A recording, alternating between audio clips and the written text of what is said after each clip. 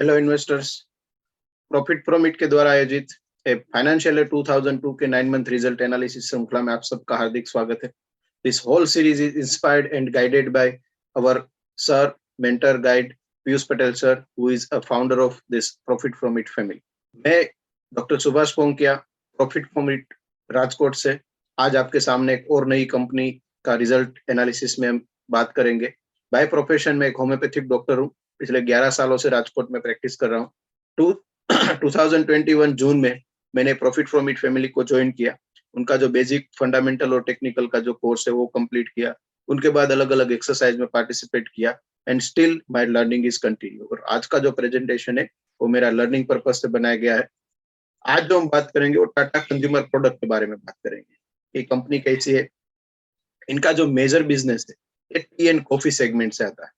तो T and coffee industry किस तरह से है उसके बारे में थोड़ा पहले डिस्कस करते हैं कि इंडस्ट्री कैसी है। तो हम जानते हैं कि टी और कॉफी, जो हम बहुत सालों से चाय कॉफी पीते आ रहे हैं, तो बहुत पुरानी इंडस्ट्री है। पुरानी इंडस्ट्री होने के बावजूद यहाँ पर सिर्फ 19 कंपनियां लिस्टेड है, क्योंकि ये जो पूरी कंपनी है, पूरी इंडस्ट्री है, यहाँ पर इतना ग्रोथ नहीं है। ये स्लो ग्रोथ वाली कंपनी इंडस्ट्री है, तो सभी कंपनियों का ग्रोथ हमें कम दिखेगा। 19 कंपनी, इतनी पुरानी इंडस्ट्री है, फिर भी उनका सेल्स सिर्फ 31,000 करोड़ का है और प्रॉफिट 3,000 करोड़ के आसपास। और ये पूरा इंडस्ट्री का मार्केट कैप 88,000 करोड़ के आसपास। उनमें अगर बाइफर्केशन देखें तो सबसे ज्यादा सेल्स जो करती है वो है बीबीटीसी, बॉम्बे बुमराह ट्रेडिंग कॉर्पोरेशन, कि जो इंडिया की सबसे पुरानी प्राइवेट कंपनी है, टाटा से भी पुरानी, मतलब 150 साल से भी पुरानी कंपनी है। इनका मेन बिजनेस टी और कॉफी रिलेटेड है। इतनी पुरानी कंपनी है फिर भी उनका सेल्स सिर्फ 13,000 करोड़। तो ये हम देख सकते हैं कि यहाँ ग्रोथ बहुत कम है, सेचुरेटेड पूरा इंडस्ट्री हो गया है। सेकंड नंबर पर टाटा कंज्यूमर है, जो 37% उसका शेयर है सेल्स में। सेम थिंग प्रॉफिटेबिलिटी में बीबीटीसी का सबसे ज्यादा प्रॉफिट है, 47% कवर करती है, और टाटा कंज्यूमर का 34% है। बाकी कंपनियां का थोड़ा बहुत स्टेक रहता है। तो बे लीडिंग है, लेकिन मार्केट कैप में देखो तो ह्यूज डिफरेंस है। तो बीबीटीसी फर्स्ट नंबर पे थी सेल्स और प्रॉफिट दोनों में। ये मार्केट कैप में बहुत छोटी दिख रही है।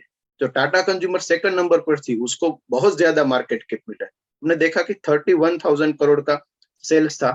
31,000 करोड़ के सेल्स में से टाटा 11,000 करोड़ का सेल्स करती है, बाकी कंपनियां 20,000 करोड़ के आसपास सेल्स करती है। लेकिन मार्केट कैप में देखो तो मार्केट कैप में टाटा कंज्यूमर को 11,000 करोड़ के सामने 71,000 करोड़ का मार्केट कैप मिल रहा है। हालांकि बाकी कंपनियां, टोटल मार्केट कैप अगर 93 करोड़ का देखो तो यहाँ पर बाकी कंपनियों का मार्केट कैप जो जितना सेल्स करते हैं 20,000 करोड़ का, तो यहाँ 20-25,000 करोड़ के आसपास ही मार्केट कैप मिल रहा है। तो सेम इंडस्ट्रीज में बाकी टोटल कंपनियों का जो सेल्स प्रॉफिट में नंबर 1 है उसको भी अगर इंक्लूड करके देखो तो उनको जितना सेल्स है उन्हीं हिसाब से मार्केट कैप मिल रहा है। हालांकि टाटा को जो सेल्स करती है उनसे 7 गुना मार्केट कैप मिल रहा है। तो ऐसा क्यों है? एक क्यों का जवाब हमें आगे जब हम कंपनी के और डिटेल में थोड़ा स्टडी करेंगे तो हमें पता चलेगा। लेकिन ये बात याद रखिएगा कि ये इसको इतना ज्यादा भाव क्यों मिल रहा है।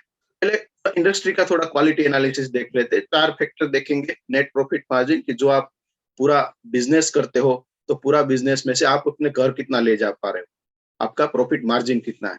सेकंड, कि आपके ऊपर डेब्ट यानी कि कर्जा कितना है। थर्ड है कि आईसीआर यानी कि इंटरेस्ट कवरेज रेशियो, कि जो पूरा आपको प्रॉफिट मिल रहा है वो प्रॉफिट में से आप कितना गुना आपका इंटरेस्ट पे कर सकते हो, मतलब आपका इंटरेस्ट का पे करने की कैपेसिटी की। रिटर्न ऑन इक्विटी के पूरा जो शेयर होल्डर का फंड है उनका कितना परसेंटेज आप रिटर्न कमा के दे रहे हो, राइट। तो नेट प्रॉफिट मार्जिन में देखो तो सीसीएल का 15% है, टाटा कंज्यूमर का 8% है, बाकी सब 8-9% 10% के आसपास नेट प्रॉफिट मार्जिन है।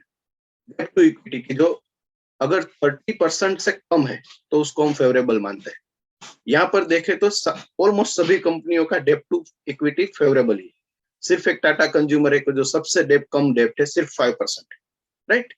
तो ये देखते हैं कि ये पुरानी इंडस्ट्री है, स्लो ग्रोथ है, और यहाँ पर डेप्ट भी बहुत कम है। कोई डेप्ट बर्डन वाली ज्यादा कंपनी यहाँ पर नहीं। एसीआर तो 20 से ज्यादा है तो हम फेवरेबल मानते हैं। हमने देखा कि इतना डेप्ट ज्यादा नहीं है, सबका डेप्ट फेवरेबल है, फिर भी आईसीआर फेवरेबल नहीं। आईसीआर सबका टाटा कंज्यूमर के अलावा बाकी सबका 20 के कम। ऐसा क्यों? क्योंकि प्रॉफिटेबिलिटी नहीं है, इतना ग्रोथ नहीं है, इसकी वजह से उनका आईसीआर कम है। लेकिन टाटा कंज्यूमर एक है कि जो यहाँ पर उभर के आ रहा है 149 आईसीआर के साथ।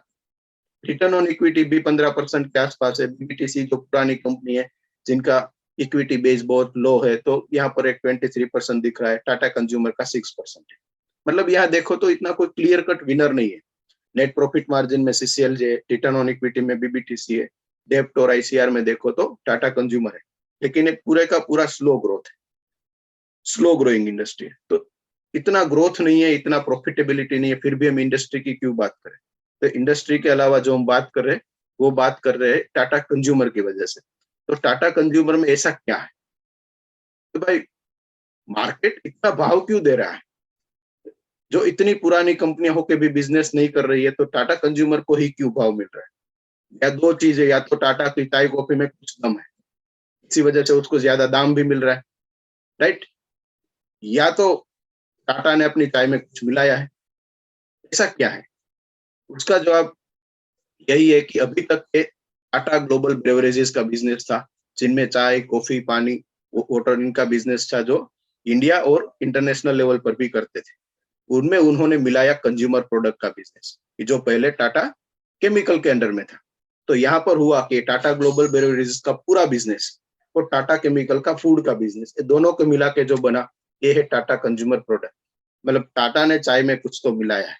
तो ये जो मिलाया है, इसी वजह से मार्केट भाव दे रहा है। लेकिन इतना भाव क्यों दे रहा है? ऐसा क्या मिलाया है? वो देखे तो यहाँ पर जो पहले टाटा कंज्यूमर प्रोडक्ट में जो एक सबसे मेजर सेगमेंट है वो टी का है। यहाँ पर हम देखें तो टाटा टी इंडिया की एक जानी मानी ब्रांड है। टिटली की जो इंटरनेशनल ब्रांड है, ये बहुत ही पुरानी 1837 की ये ब्रांड है। उनको टाटा ने एक्वायर किया है। विटेक्स एक पोलिश टी की ब्रांड है। गुड अर्थ भी एक इंटरनेशनल लेवल की एक अच्छी ब्रांड है। ये सभी चाय के साथ अभी नए जमाने के साथ जुड़ते हुए टाटा ने चाय के स्टॉल भी शुरू किया, टाटा चा के नाम से, राइट? एक out of home experience. Same thing with coffee segment.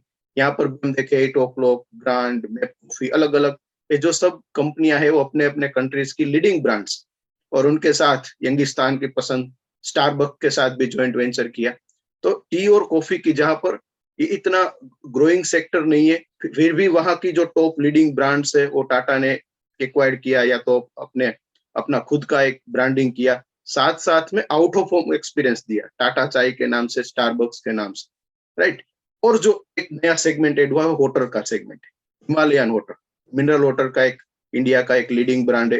एक टाटा ग्लूको, एक रिफ्रेशिंग ड्रिंक्स जूसेस के साथ एक नो लॉन्च हुआ, Tata water plus, Tata copper के नाम से अभी एक नया ब्रांडिंग ये लोग कर रहे हैं।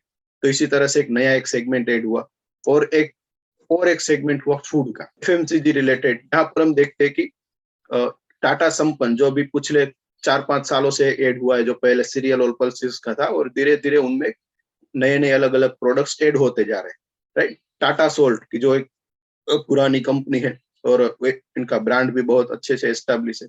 टाटा नेक्स्ट भी इस तरह से फूड सेगमेंट है। तो यहाँ पर हम देखते हैं कि टाटा ने पूरा एक किचन को कवर कर लिया है। किचन में आपको कुछ बनाना है, जो भी रॉ मटेरियल चाहे, मोस्टली आपको टाटा कंज्यूमर से में से आपको ये प्रोडक्ट मिल रही है, राइट? इनके अलावा आगे जाते हुए उन्होंने एक आउट ऑफ होम एक्सपीरियंस के लिए टाटा चाय शुरू किया, टाटा एक स्टारबक्स शुरू किया, और किचन में कुकिंग के अलावा रेडी टू ईट या तो रेडी टू कुक, इस तरह के भी अलग अलग प्रोडक्ट्स में ये अभी आगे सेगमेंट में उतर रहे हैं। तो इसी वजह से टी कॉफी से बाहर निकलकर और अलग अलग नए सेगमेंट्स में आ रहे हैं। यहाँ पर हम देखें तो बहुत इससे भी इस सेगमेंट में देखो तो जैसे कि एचयूएल है, उनका भी इस तरह से डाइवर्सिफाइड है कि जो एफएमसीजी में है। सेम थिंग आईटीसी की जो सिगरेट बिजनेस में था, वो भी उनमें से फूड और इस तरह से एफएमसीजी में आ रहे, वो भी उनका भी यहाँ पर कंपटीशन है। टाटा के पास एक खुद का ब्रांड है। तो इसी तरह से इन्वेस्टरों का भरोसा यहाँ पर ज्यादा दिख रहा है कि जो बाकी टी और कॉफी कंपनियों को नहीं मिल रहा है, राइट? ये जो सभी ब्रांड्स है, ये ब्रांड का अपने एरिया में, अपने कंट्री में दबदबा कैसा है, वो अगर समझे तो टाटा सोल्ट है, तो इंडिया का लार्जेस्ट ब्रांड है। टाटा टी इंडिया का सेकंड नंबर पर सेकंड लार्जेस्ट ब्रांड है। टिटली कनाडा का नंबर 1 और यूएसए का 4th लार्जेस्ट ब्रांड है। हिमालयन वाटर इंडिया का नंबर 1 नेचुरल मिनरल वाटर है। और 8 o'clock यूएसए की 4th लार्जेस्ट ब्रांड है। मतलब जो भी कंपनियां एक्वायर किया, जहां जहां पर ज्वाइंट वेंचर किया, वो सभी अपने अपने कंट्री की लीडर ब्रांड है। और टाटा संपन्न जो कुछ समय से शुरू किया है, उनमें पल्सेस, स्पाइसेस और मिक्स का अभी तक बिजनेस था। उनमें कुछ नए एडिशन, जैसे कि 9 मंथ में जो हम रिजल्ट देख रहे हैं, उसके पिछले 3 महीनों में मतलब लास्ट क्वार्टर में टाटा संपन्न में एक ड्राई फ्रूट्स का एक सेगमेंट ऐड हुआ। टाटा कॉफी में quick filter and stir and sip instant coffee filter को ऐड किया। टाटा साउलफुल की जो इनका एक पैकेजिंग फूड का बिजनेस, ये पैकेजिंग फूड के बिजनेस में उन्होंने चोको रागी बाइट्स के नाम से, कि जो मैदा फ्री है, उनको लॉन्च किया। वो भी स्मॉल पैकेट, 10 रुपीज के पैकेट में, यानी कि वो मास को कवर कर सके। राइट। शुद्ध टाटा सोल्ट, एक टाटा सोल्ट में एक सेगमेंट में एक नया एडिशन हुआ। टाटा जो 1868 में जो टाटा का ग्रुप एस्टेब्लिश हुआ, उनको 150 इयर्स कंप्लीट हो गए उनके सेलिब्रेशन। तो उन्होंने 1868 के नाम से टाटा टी का एक प्रीमियम प्रोडक्ट लॉन्च किया, जो अलग अलग 8 वेरिएंट्स में अभी आ रहा है। टाटा टी ने एक अदरक चाय के नाम से एक नया एक ब्रांड, एक प्रोडक्ट लॉन्च किया है।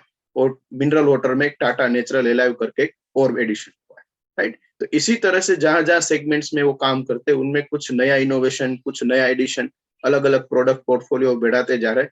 उसके साथ अलग अलग एक स्ट्रेटेजिक डाइवर्सिफाइड भी कर रहे हैं। जैसे कि एक और स्ट्रेटेजिक एडिशन हुआ है Tata Q. Tata smart foods के नाम से जो एक कंपनी पहले जो काम करती थी, उनका जो है ये रेडी टू ईट फूड है, इंस्टेंट कुकिंग वाला। तो उनका जो ब्रांडिंग है वो टाटा क्यू के नाम से था। वो अभी इस क्वार्टर में टाटा ने अभी एक्वायर करके टाटा कंज्यूमर प्रोडक्ट्स में शामिल कर लिया है। तो इसी तरह से अपने पोर्टफोलियो को और डाइवर्सिफाइड और एक्सपांड करते जा रहे हैं। लो ग्रोथ से हाई ग्रोथ की तरफ, लो डिमांडिंग से हाई डिमांडिंग की तरफ जा रहे हैं। इसी वजह से हम ये यहाँ पर देखते हैं कि शेयर भी एक अपनी रफ्तार से चल रहा है। टाटा कंज्यूमर के बारे में थोड़ा डिटेल में उनका पास्ट परफॉर्मेंस देखे तो मार्केट के 71,000 करोड़ के आसपास है, 11-12 हजार करोड़ के सेल्स करती है, अप्रोक्सीमेटली 1,000 करोड़ का प्रॉफिट है। और डेट भी कंफर्टेबल है, तो 149 का आईसीआरपी। राइट। सेल्स में देखो तो 2002 से लेकर 2019 पूरे 17 सालों में अगर देखे तो 5% CAGR से सेल्स बढ़ा है। जैसे हमने पिछले हिस्ट्री में बात किया कि स्लो ग्रोथ वाली कंपनी थी, लेकिन जैसे फूड कंज्यूमर प्रोडक्ट्स का जैसे एक्विजिशन हुआ, उनकी वजह से यहाँ पर हम देख रहे हैं कि एकदम हमें स्पाइक मिला है, 26% का ग्रोथ दिखा है ऐसा। लेकिन उनको हम 2002 से 2001 का इसलिए कंपैरिजन नहीं कर रहे, क्योंकि ये पहले एकदम स्लो ग्रोथ था, वहां से हाई ग्रोथ में आ रहा है। प्रॉफिटेबिलिटी भी देखो तो अब तक के 2 साल पहले तक के सिर्फ टी कॉफी में ही मेजर उनका बिजनेस था। जो टी और कॉफी का हम देख लेंगे, साइक्लिकल बिजनेस है, तो इसी वजह से प्रॉफिटेबिलिटी भी हमें साइक्लिकल दिखी। लेकिन लास्ट ईयर हम देख रहे हैं कि सेकंड हाईएस्ट प्रॉफिट आया है, और यहाँ से हम उम्मीद करेंगे कि प्रॉफिटेबिलिटी अच्छी रहेगी। रिजर्व भी 2009 से लेकर 2019 तक 3600 करोड़ से लेकर 7200 करोड़ तक हुआ था। जो अभी ये स्पाइक हमें दिख रहा है एकदम से रिजर्व बढ़ा है, वो एक्विजिशन की वजह से, जो पुरानी कंपनी का सेल्स प्रॉफिट ऐड हुआ, तो उनका रिजर्व भी यहाँ पर ऐड हुआ है। राइट। इतने अच्छे अच्छे ब्रांड का एक्विजिशन किया, प्रॉफिटेबिलिटी भी अभी देखा कि बहुत ही साइक्लिकल है, इतना हाई ग्रोथ नहीं है। फिर भी कंपनी ने अपने डेब्ट को धीरे धीरे कम किया है, ग्रेजुअली कम हुआ है। राइट। ये निशानी है एक अच्छा मैनेजमेंट की, दैट्स अ स्ट्रेंथ। अभी 9 मंथ में हम देखें तो सेगमेंट रेवेन्यू के हिसाब से देखो तो इंडियन बेवरेजेस, इंडिया में जो बेवरेजेस टी कॉफी वाटर का बिजनेस करते हैं, वहां से उनको 45% मिल रहा है, और इंटरनेशनल बिजनेस है वहां से 29% मिल रहा है।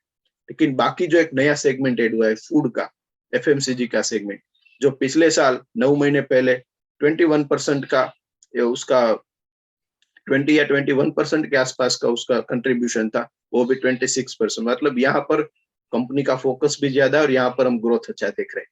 और हम ये भी उम्मीद रखेंगे कि जिस तरह से ये सेगमेंट बड़ा होगा, जिस तरह से यहाँ पर ग्रोथ दिखेगा, उसी तरह से कंपनी की वैल्यू और अनलॉकिंग होगी, और यहाँ पर हम कंपनी को क्या प्रॉफिटेबिलिटी अच्छा देख सकते हैं। कॉस्ट में देखो तो सबसे उसका जो बड़ा मेजर कॉस्ट है मटेरियल कॉस्ट, एफएमसीजी सारी कंपनियों का मेजर कॉस्ट एफएमसीजी रहता है, लेकिन यहाँ पर देखो तो मटेरियल कॉस्ट इतना ज्यादा बढ़ा नहीं, सिर्फ 3% से बढ़ा ईयर ऑन ईयर देखे तो। लेकिन जैसे ही मार्केट अब कोरोना के बाद, लॉकडाउन के बाद ओपन अप हो रहा है, तो मार्केट को कैप्चर करने के लिए कंपनी ने अभी एडवर्टाइजिंग पर ज्यादा फोकस किया है। 21% से एडवर्टाइजिंग कॉस्ट बढ़ा है। कमोडिटी का प्राइस में देखो तो मेजर जो बिजनेस टी और कॉफी से है, तो टी एंड कॉफी का ही रॉ मटेरियल का खर्चा ज्यादा होगा। तो टी में देखो तो नॉर्थ इंडिया और साउथ इंडिया में ऑलमोस्ट मार्जिनली थोड़ा प्राइस कम हुआ है, लेकिन साउथ इंडिया का जो पोर्शन आ रहा है वहां से काफी कम प्राइस हुआ है। लेकिन केनिया से, जहां से एक स्मॉल पोर्शन आता है रॉ मटेरियल का, केनिया में अभी रिसेंट कुछ समय पहले वहां की गवर्नमेंट ने वहां के किसानों के हित को ध्यान में रखते हुए एमएसपी का एक रूल्स लागू किया। इसी वजह से वहां के रॉ मटेरियल को दाम ज्यादा बढ़े।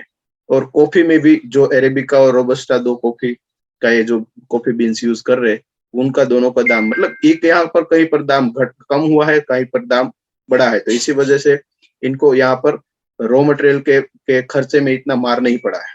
शेयर होल्डिंग पैटर्न में भी देखो, प्रमोटर 35% लेकर यहाँ बैठे हैं, फॉरेन इन्वेस्टर का 26% है, इंश्योरेंस कंपनी का 6% के आसपास है, म्यूचुअल फंड और अलग इन्वेस्टिंग वाला 7% का है, अदर्स का 5%, रिटेल 21% का हिस्सा है। ये लास्ट क्वार्टर के हिसाब से है। पांच परफॉर्मेंस में देखो, जैसे हमने पिछले हिस्ट्री में बात किया कि यहाँ सेल्स में इतना ग्रोथ नहीं था, 20 साल में 7% है, 10 साल में 5% है, 5 साल में 4%, राइट। सेम थिंग प्रॉफिटेबिलिटी भी 9% थी, 10 साल में 2% और 5 इयर्स में अप्रोक्सीमेटली 13% के आसपास। मतलब ये इतना ग्रोइंग इंडस्ट्री ग्रोथ या तो प्रॉफिटेबिलिटी भी इतनी नहीं थी। लेकिन पिछले साल हम देख रहे हैं कि यहाँ जंप दिख रहा है, सेल्स 20% से बढ़ा, प्रॉफिट 102% से बढ़ा। ये ऐसी कंपनी या तो ऐसा सेगमेंट नहीं है कि जिसको कोविड से कुछ ज्यादा फायदा हो, कोविड से पॉजिटिव इफेक्टेड वाली नहीं, लेकिन ये जो हम जंप देख रहे हैं वो एक एक्विजिशन की वजह से इसको मद्देनजर रखते हुए हम इसको इतना ज्यादा वेटेज नहीं दे रहे हैं।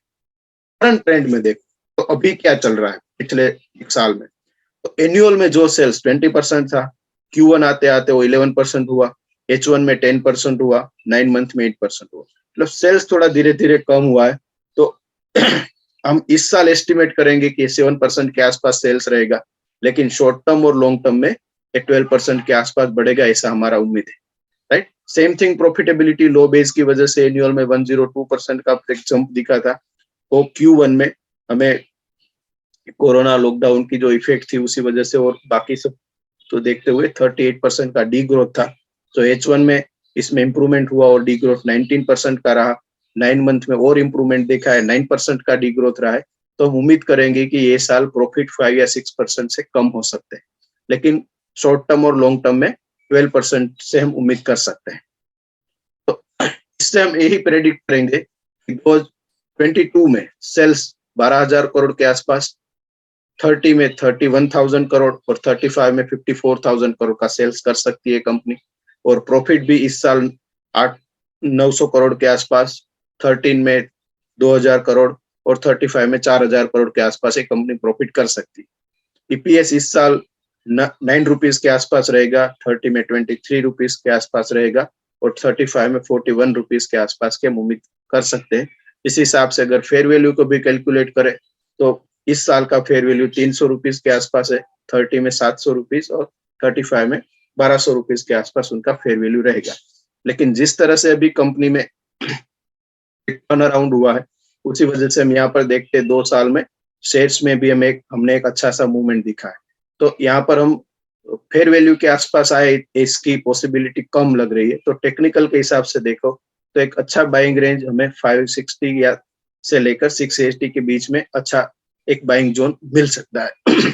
जो लोग एसआईपी कर रहे हैं उनके लिए अभी भी एक मौका है कि 5 महीनों से ऑलरेडी एक स्टॉक करेक्शन में चल रहा है, तो एसआईपी वाले थोड़ा थोड़ा करके एक्यूमुलेट कर सकते हैं। और ये रेंज में आता है तो हमारा यील्ड अच्छा रहेगा, जितना लोअर चैनल पर मिलेगा उतना हम एक्यूमुलेट कर सकते हैं। और शॉर्ट टर्म में टारगेट हमारा 865 के आसपास रहेगा। अगर आप प्रॉफिट बुक करना चाहे तो यहाँ पर थोड़ा बहुत प्रॉफिट बुक कर सकते हैं। और कंपनी के ग्रोथ या तो कंपनी का पूरा क्वालिटी देख के हम पोर्टफोलियो का 1 to 2% के आसपास वेटेज दे सकते हैं। पूरे का पूरा जो आपने अभी तक सुना देखा, पूरा एक एजुकेशन पर्पज से बनाया गया है। ये कोई टिप्स या तो रिकमेंडेशन नहीं है। आप अगर इसमें इन्वेस्ट करना चाहते हो तो आप अपना खुद का डिसीजन ले, या तो आप अपने इन्वेस्टर एडवाइजर जो भी है उनसे सलाह मशवरा करने के बाद आप अपना खुद का डिसीजन ले सकते हो। Thank you and let's learn with profit from it.